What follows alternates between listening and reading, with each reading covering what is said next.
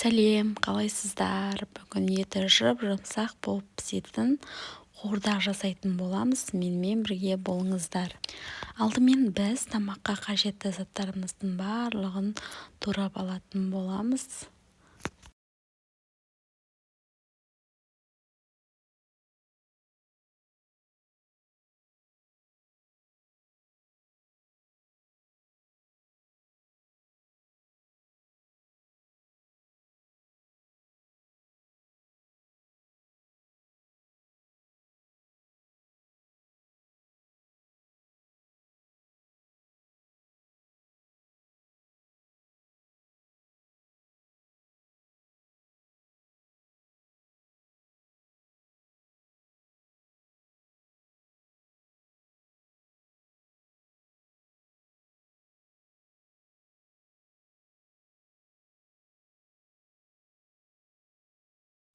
Міне тамаққа қажетті заттарымыздың барлығын турап алдық. Енді қазанымызға май құйып, қатты қыздырып алып, етімізді салып қуыратын боламыз.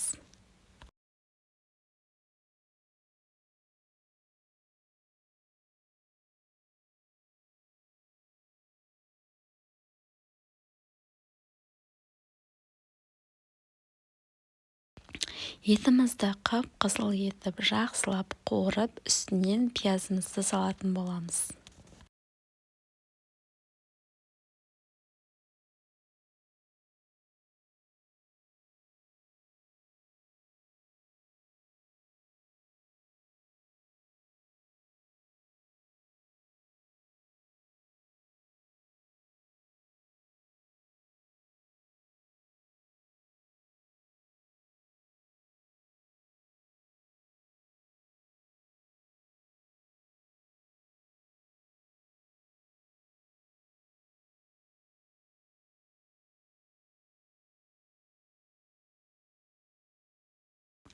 Пиязымызды салып, біраз уақыт қуырып алғаннан соң, үстінен картопымызды салып қуырамыз. Және де керекті дәмдеуіштер салып, араластыратын боламыз. Менде мына жерде түспей қалған екен. Дәміне қарай тұзымызды, дәмдеуіштерімізді салып, жақсылап араластырып қуыратын боламыз.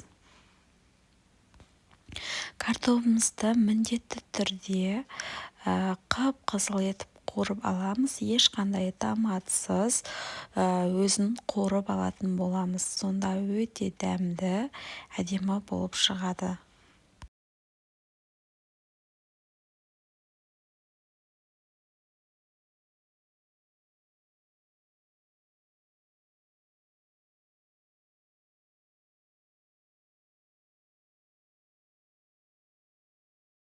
Тамағымыз пісуге жақын қалғанда, яғни демдеу кезінде бауырды салып, 1-2 минутқа араластырып, кішкене су беріп демдейтін боламыз.